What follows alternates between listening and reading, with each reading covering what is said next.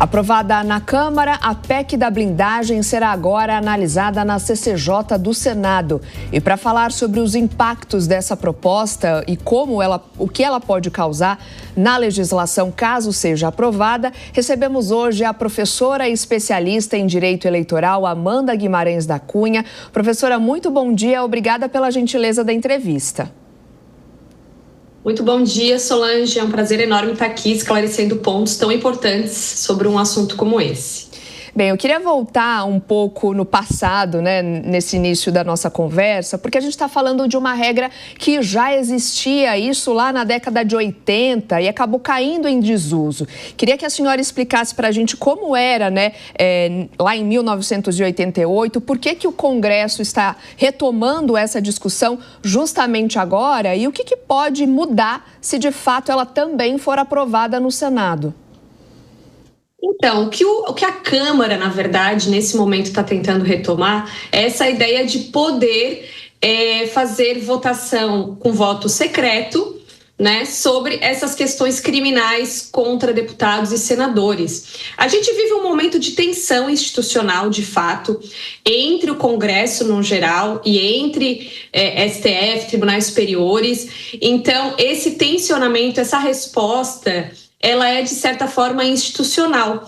Então, o que a Câmara está tentando fazer é colocar mais um requisito, mais uma prerrogativa para deputados e senadores quando processados por crimes perante o STF, né? Que eles têm esse foro privilegiado. Então, não deixa de ser uma tentativa de retornar a um hábito que a gente tinha lá no cenário da década de 90, em que esses processos passavam pelo filtro da Câmara dos Deputados, do Senado, a depender de quem estava ali sendo processado, e essa votação secreta.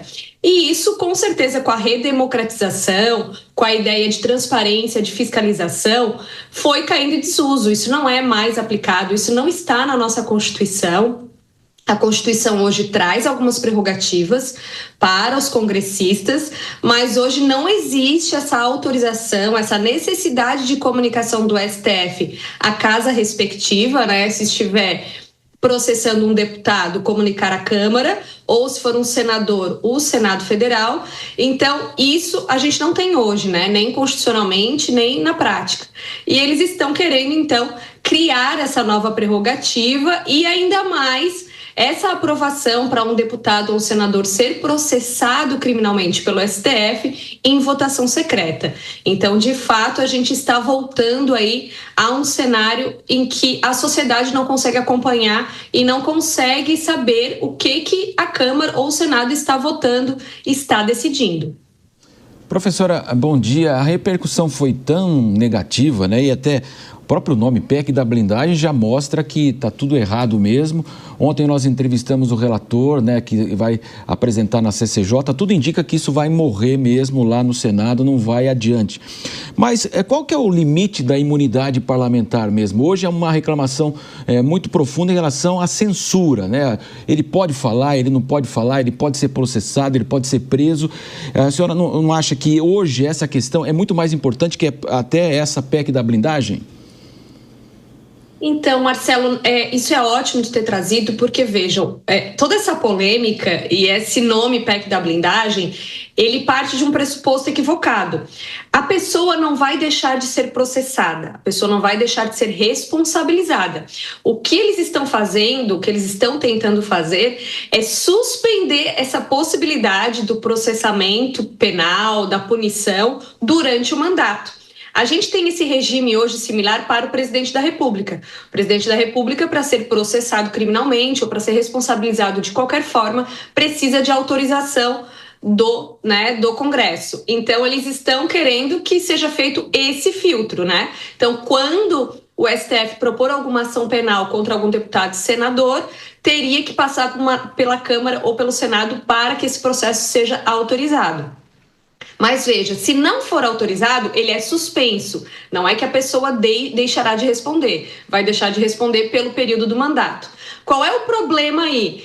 O presidente da República, a gente tem um limite, ele pode se reeleger uma vez para o cargo. Os deputados e senadores, os cargos ao legislativo, a gente não tem esse limite. Então, se a pessoa ficar se reelegendo, ela vai continuar, né, nessa suspensão dessa ação penal. Então, pode acarretar na prática aí efeitos que podem se prolongar muito no tempo. Então, esse talvez seja o principal problema nessa questão.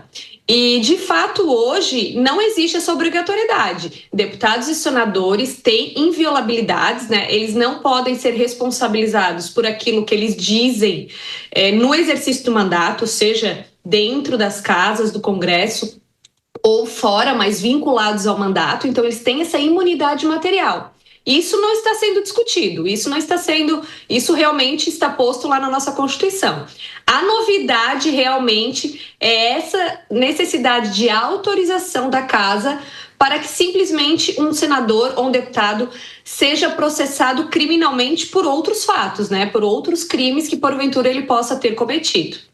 Professor, essa semana, inclusive, a gente presenciou votações praticamente a toque de caixa, né? Não só a PEC da blindagem, como também o PL da anistia, que acabou mudando de nome, agora é PL da dosimetria. Como que a senhora tem avaliado tudo isso e a forma como essas votações têm sido feitas? Solange, eu acredito que é nesse mesmo contexto de tensão entre as instituições, né? É mais talvez até da ciência política do que do direito em si. Então, a Câmara, especialmente, né, mais proeminentemente, tem tensionado muitas questões com relação ao STF, né? Tem essa questão dos julgamentos do 8 de janeiro, os questionamentos se esses processos foram razoáveis ou não, se respeitaram de fato o devido processo legal ou não. Então, essas votações a toque de caixa, eu acredito que vem nessa ideia mesmo de tensionamento entre as instituições, né? Da Câmara estar dizendo para o STF, de alguma forma, que ele está extrapolando um pouco o seu papel, e aí a Câmara puxa, né, conforme as suas prerrogativas, e aí vai manobrando para defender, de certa forma, alguns interesses parlamentares, mas também do eleitorado, né, da maioria da casa que tem hoje, grande parte, né, dos réus desse 8 de janeiro são alinhados mais ao partido do PL, a partidos de extrema-direita. Então, acredito que seja nesse sentido. E esse toque de caixa justamente por uma questão política e social, para realmente mostrar para a sociedade, para esse eleitorado, que a Câmara está dando uma resposta a esses supostos avanços e excessos do Supremo Tribunal Federal. Eu vou trazer também para essa conversa, professora, os nossos comentaristas. O Acácio Miranda vai começar com a pergunta dele. Bom dia, Amanda. Na esteira do que foi perguntado pela Soraya, esse processo, esse rito de tramitação, nós vimos um certo atropelo na Câmara dos Deputados, mas por ser uma PEC, agora vai para o Senado Federal. Como é que funciona este rito no Senado Federal e se eventualmente forem feitas alterações no Senado, há necessidade que isso volte para a Câmara ou essas alterações aprovadas no Senado, aliás, já vão se perpetrar? Então, passa pela CCJ, em primeiro lugar, né, a Comissão de Constituição e Justiça, para averiguar a legalidade, a constitucionalidade da medida. Primeiro tem que ser aprovada na CCJ e depois vai a plenário. E se tiver alguma alteração nesse meio do caminho, o projeto precisa voltar para a Câmara e ser votado novamente, essa possível alteração.